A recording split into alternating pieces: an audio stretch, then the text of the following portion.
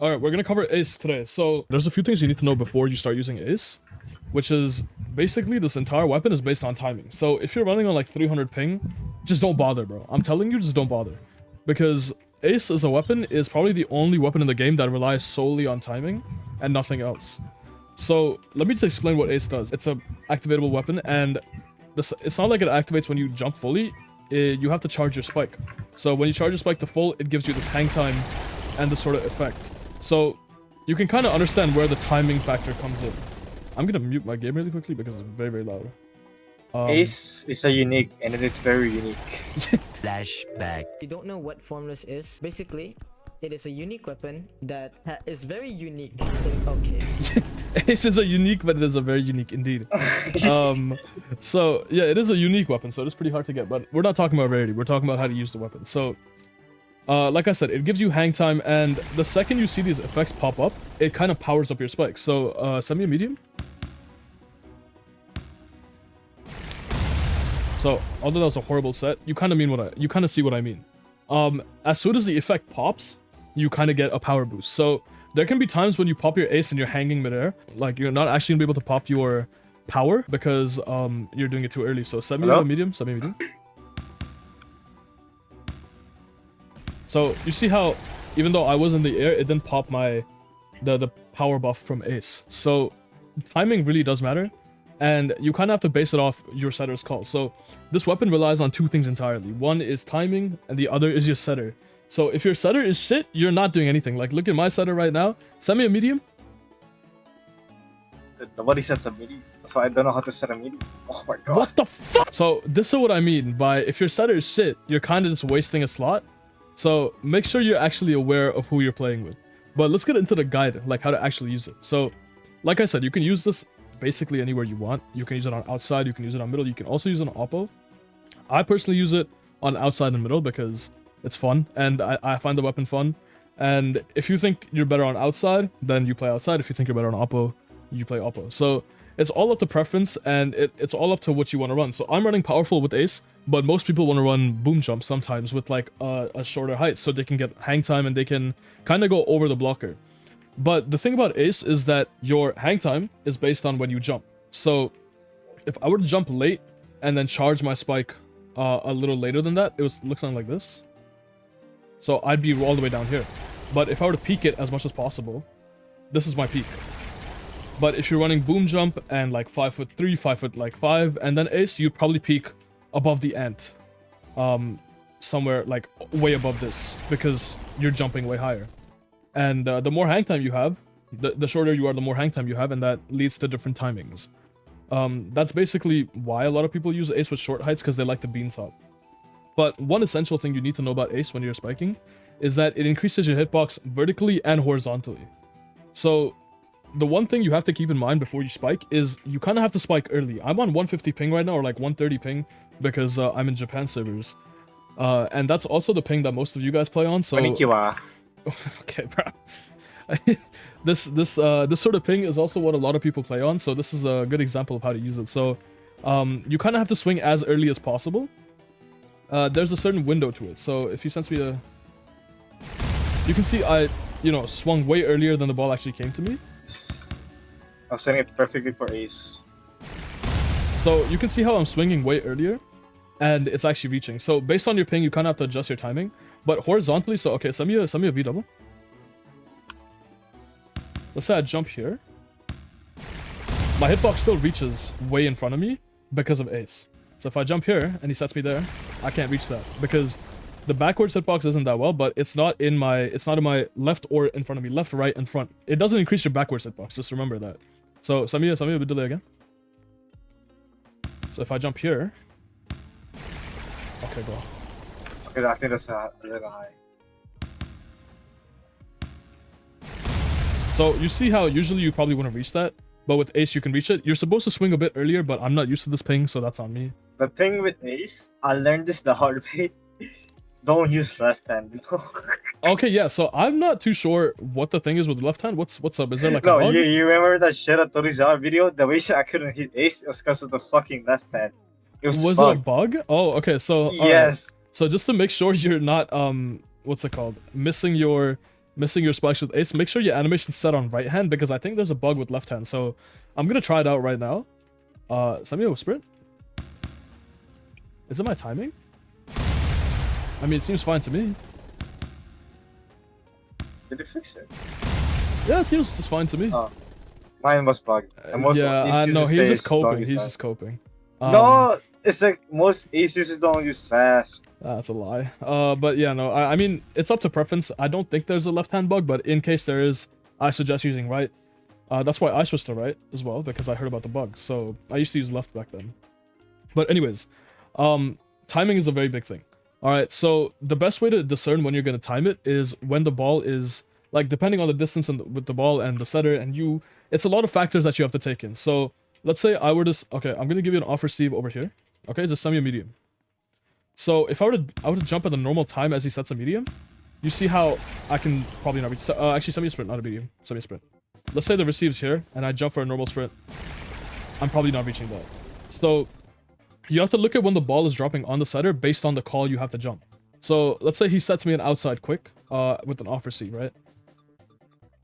So with an outside quick, I kind of have to watch when he's going to receive it or when the ball's going to drop on him and then jump. Bro, why do you set it at my crotch? I know how Bro. to set. Look. All you have to do is that. Okay, sure. This is the spin. So you see how I jumped a little later because the receive was kind of off and he had to run away all the way from here to here. So based on that and based on your setter as well, like I said, it's very setter dependent. If you want to send me a quick for like quicks like that, you get a perfect receive. For quicks, you kind of have to jump basically instantly to hit it because ace takes a while to charge, and when he's in a perfect position from here till outside, the travel time isn't that much. So if you were to send me a quick, I kind of have to jump as soon as possible. And if I was even a second late, okay, that happens first of all, and if I'm too late, that happens. And oh my god, why are you sending to my cross? So I can't reach it though. You have to time it pretty well. It's mostly muscle memory because when I was learning ace, I couldn't even figure out how to time it with a serve or with a normal spike, even with a medium. I'd keep you know, spiking too early and then not being able to double swing or not being able to touch the ball in general. So I just kind of be hang time like this. I'd just be spamming my button. So it takes a lot of time to get used to. Some people have general, you know, affinity for timing, and some people don't, like Adrian. So you kind of have to like base it off your strengths as well. So if you're okay, let's say you're playing oppo instead of outside, right? You have to remember when you're using ace as an oppo and your back row, you have to jump here and glide. Unless the set is specifically set to be on X over here, you kind of have to glide and time your charge, like your jump charge, based on that. So if you were to send me a, let's say a sprint oppo back row. So I kind of have to time it based on where I know I'm gonna land, like over here. So it's very dependent on your build again.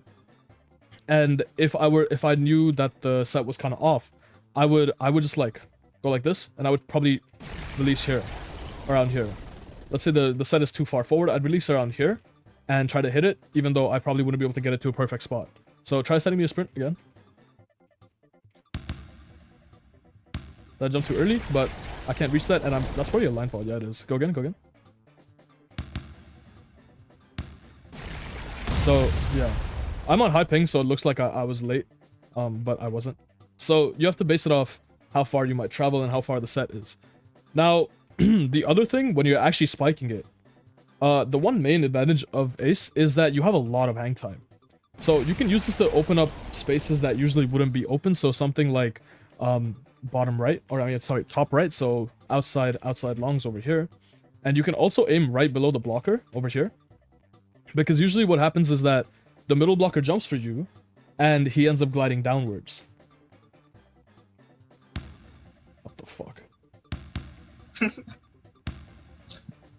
Okay, you know what? Just go block. I'll set myself. Go block. No, No, go block. I need to show something. Okay, bro. Go block here. Okay.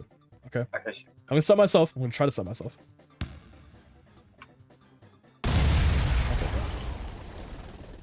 Okay, Okay, I think I have angle on. That's why. So you see how I kind of went over him? It's very based on timing, and usually blockers don't have perfect timing for ace, so you can use that to your advantage. Over there, what you see, I have that, you know, that hang time. You can use it to kind of guess where you wanna spike. You gotta analyze it really, really quick.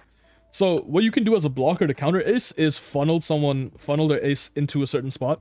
So if he were to block crosses, so okay, try block cross when I'm jumping. So if you were to, that's a cut though. Oh. Cross is this. Bro. Okay. Straight blocking, cross blocking, cut blocking. Okay, can you block Ready. the cross? Yes, I'm Alright. ready. So let's say he blocks a cross, okay? And I'm jumping here. So you see, I can't spike towards the right of my character here because it's blocked by him, and a one touch is gonna completely kill the momentum.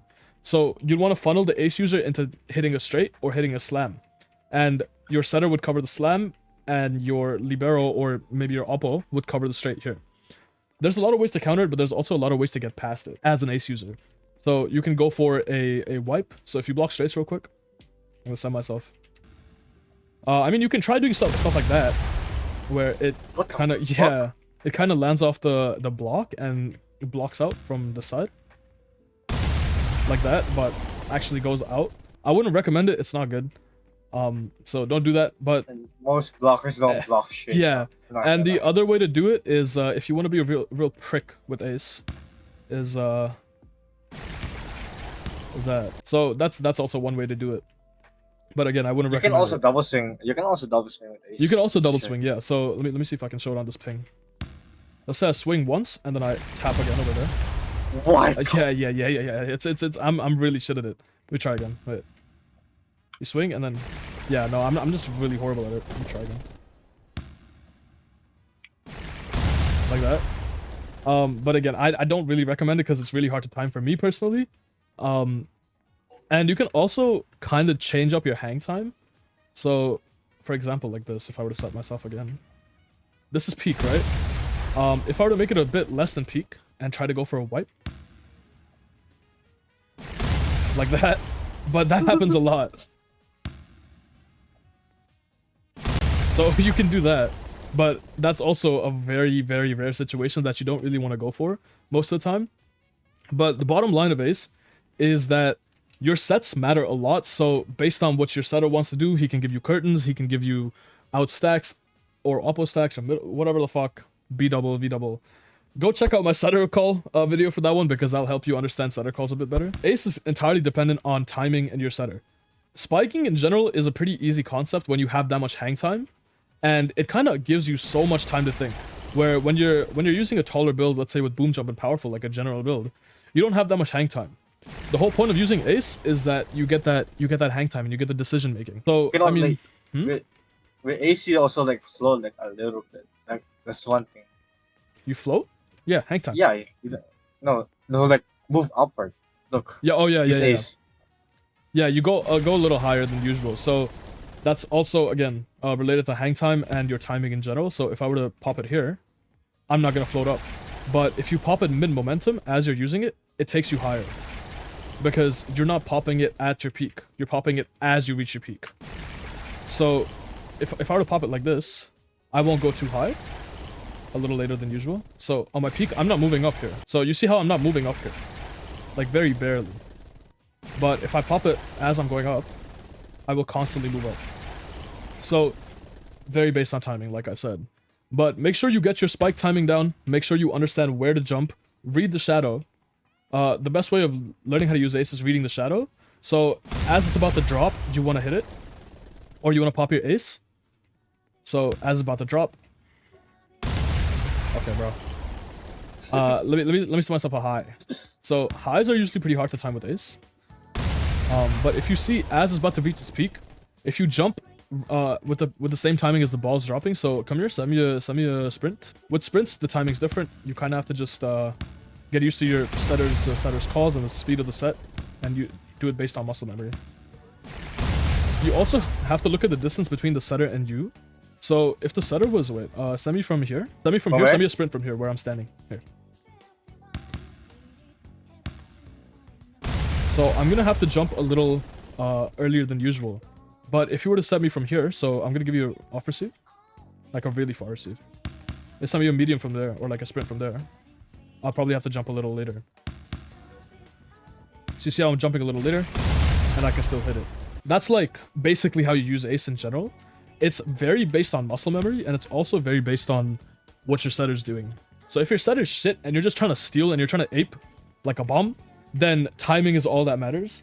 But if you're trying to actually use ace the way it's supposed to be used, with proper set calls, proper decoys, you know, this is how you use it. You gotta trust your setters, you gotta trust your timing, and also take a look at your ping. So if you have shit Wi-Fi, I don't recommend it. There's also a way to cancel ace, but I did it only once and I still don't know how to do it again. And then when the you effects... pause mid, that's when you turn it off. Actually, when you reach your peak, that's when you turn it off. Yeah, like that. So when the effects don't show, you can kind of use it as a decoy, but I don't really use it because I kind of suck at it. Nobody ever uses that. Yeah, true. Like this. I mean, if you time it, it's not that hard to time, honestly. Look at that. So the effects aren't showing. Wait, let me say you do that, and let me. Oh, Oh my god. Infinite ace? Infinite ace? Oh my god. Oh my god. Alright, go again, go again. Training's off, by the way. Yeah, I know. I mean, you can use that to your advantage if you really wanted. But I'm pretty sure it'd be counted as bug abuse, yeah. And you don't float up like you normally would with the effects. And you don't get the hitbox. You don't get and the you don't get the hitbox either, yeah. So you only get the hang time. So use it on your own discretion. But I think it's a pretty fun mechanic. Oh, I don't know if they're gonna fix it though once I post this video. Good builds with ace. First of all, is powerful, the one that I use. Personally, I think it's the best one for tall builds. Because I'm like 6'3", I'm not that tall. I'm like in the middle. So 6'3", powerful ace is my build. But people, like I said, run 5'10" boom jump with ace. It gives you the highest jump. And it gives you, well, the most bean top capability with that. So you have a good way to score without ace, and you also have a good way to score with ace. So it's a little more skill than the one I'm using, because powerful in general just feels more comfortable to me. And that's just personal preference. It allows you to wipe as well, powerful. With 5'10", without ace, you can't really wipe much. So it's again up to preference. The other build you can run is Owl and Ace. So a lot of people have been running Owl and Ace because Owl amplifies your power by a lot, and Ace does the same. So you have like a lightning fast spike, and you have two ways to score. So let's say you use Ace, and then you score, then you can use Owl and score. But yeah, that's one build, Owl and Ace. The other build that I've seen only one person use so far, at least in clips and stuff, is Second Wind and Ace. So if you're a proper Ace merchant, what you can do is you can pop Ace once and then pop it again with Second Wind and just get 2 free points if you're good at using it. The only person that I know that uses it, Otto, right? Yeah. Otto's the only person that uses it. Otto's also the original Ace merchant from Spiked Asia Hub. So, I mean, he also made an Ace guide, but I thought I'd make one too, because, you know, why not? You can run Torque and Ace if you want to terrorize... if you want to terrorize yourself and your team. Your team. Yeah.